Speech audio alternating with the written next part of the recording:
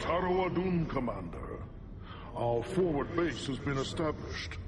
The foolish Terrans continue to bring their forces to this platform. They will serve only to feed the Zerg swarm if we do not destroy them quickly.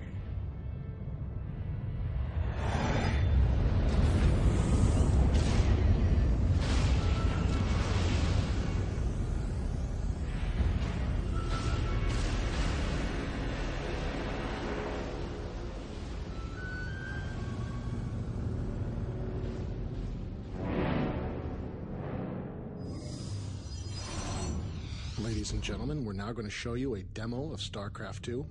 Before we begin today, I'd like to remind everybody this is a demo.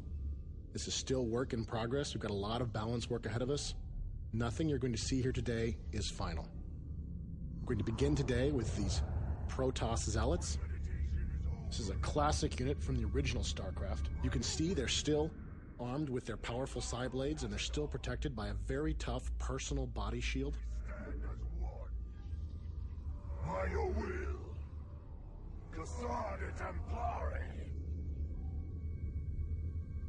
In StarCraft 2, the Zealots also have a special charge ability. This allows the Zealot to close quickly with his enemies. We stand as one. The Zealot's charge makes him extremely dangerous against ranged defenders like these Marines.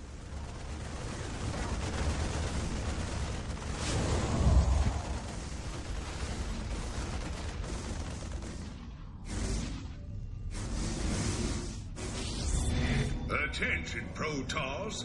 This is Admiral Gascavir of the Terran Dominion. You will withdraw immediately or be annihilated. Terrans are bringing in their siege tanks. This is a classic unit from the original StarCraft, and they're in a classic Terran position, using that high ground against us. They're shelling our Zealots from range, forcing our Zealots to go the long way around, and you can see our infantry are just taking a pounding as they try to approach this Terran position. They just can't withstand all of that heavy Terran firepower. In order to attack a Terran position like this, that's so well defended, we're going to need to bring in another new Protoss weapon of war. After the destruction of Ire and the events of Brood War, the Protoss have been forced to adapt. They created these. These are the Immortals. They have a special type of Protoss shield. It's a hardened shield that activates only when the Immortal is struck by a very powerful attack. You can see the hardened shields are activating now, and they're absorbing most of this Terran fire. This makes the Immortal the perfect choice to assault this kind of defended Terran position.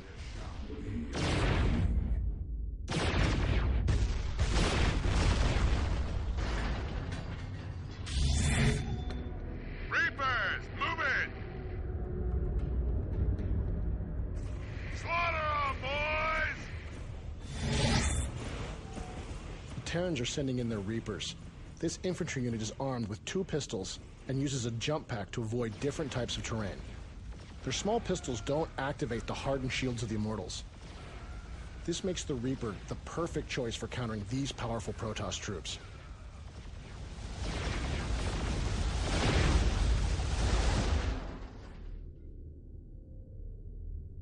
This kind of fast, bloody raid is something the Reapers really excel at. You can see how powerful they can really be hunting down slow-moving units on the field of battle.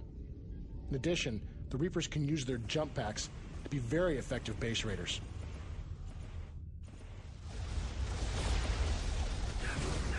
Once enemy forces are inside a Protoss base, one of the first things we'll often go for is our pylons.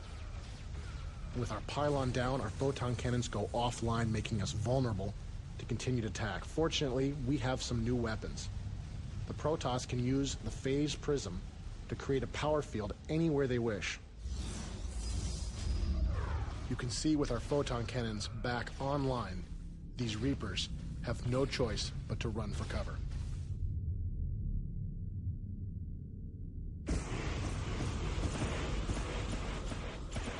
In addition to a number of new units, the Protoss also have access to some new mechanics. Protoss can use Warp-In to teleport units anywhere they want into pylon power. You can see here we've created some Stalkers. This is a new type of specialist Protoss Dark Dragoon. It's not very tough, but it does have a powerful weapon. In addition, it has a special blink ability that allows it to teleport a short distance anywhere it can see. This allows the Stalker to avoid certain types of obstacles.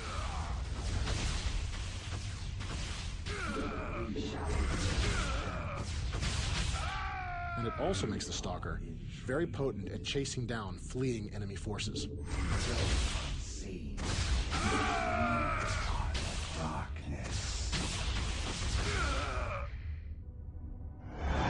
Zerg forces detected. Multiple contacts closing in on our position.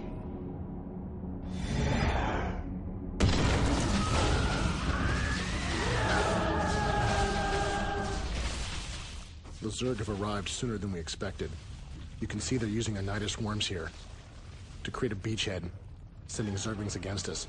You'll also notice that we're using our Stalkers here to blink away from these Zerglings. This is an example of how a skilled player can use the Stalker's blink ability to great advantage. Unfortunately, there's simply too many Zerglings for our Stalkers to survive. In order to deal with a Zerg infestation of this magnitude, we're going to need to bring in some additional reinforcements. Now, we've shown you how you can use the phase prisms to create a power field anywhere you wish, as well as warp in. These two mechanics can be used together to create a large army anywhere on the battlefield.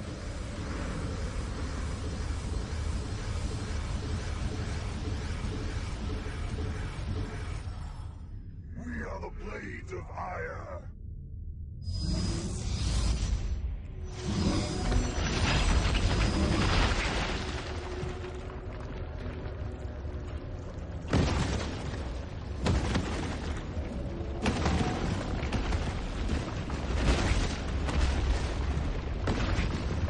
As you can see, StarCraft is still a game where large armies battle against large armies.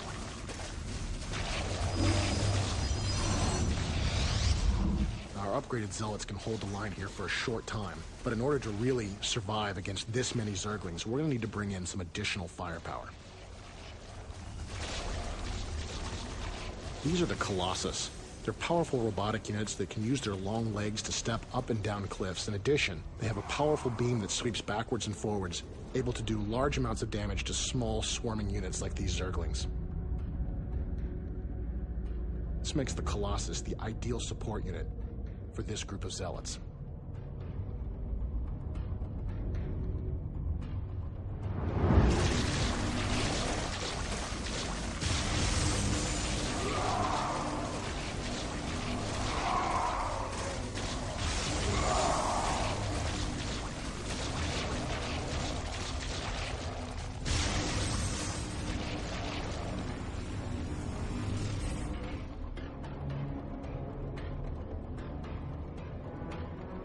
We are the blades of ire.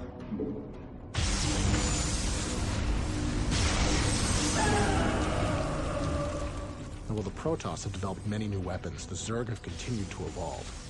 These Zerglings are mutating into banelings. These small, suicidal creatures are filled with explosive chemicals and corrosive acids. Makes the banelings very potent against Zealots that have no defense, and even dangerous against the mighty Colossus. You can see our last Colossus here is forced to run, try to get to high ground in order to survive.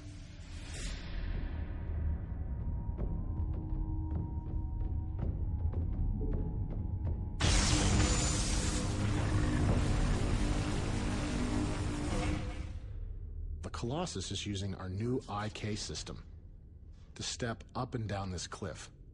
It's just one example of the new types of technologies we're adding to StarCraft 2 to make the game more dynamic.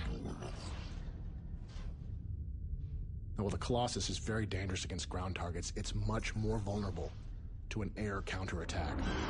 This swarm of Mutalisks will quickly destroy our Colossus, and then continue on to attack our base. We'll need to bring in some Phoenix. This is a new Protoss air superiority fighter. It has a special overload ability that allows it to fire its weapon at all nearby enemy forces. Unfortunately, after it overloads, the Phoenix goes offline for a short time. It can't move, it can't fight, and it's helpless against a counterattack. In the hands of a skilled player, the Phoenix can be extremely deadly. If you overload at the right time against the right enemies, you may destroy them all, and there will be no one left to take advantage of your temporary weakness.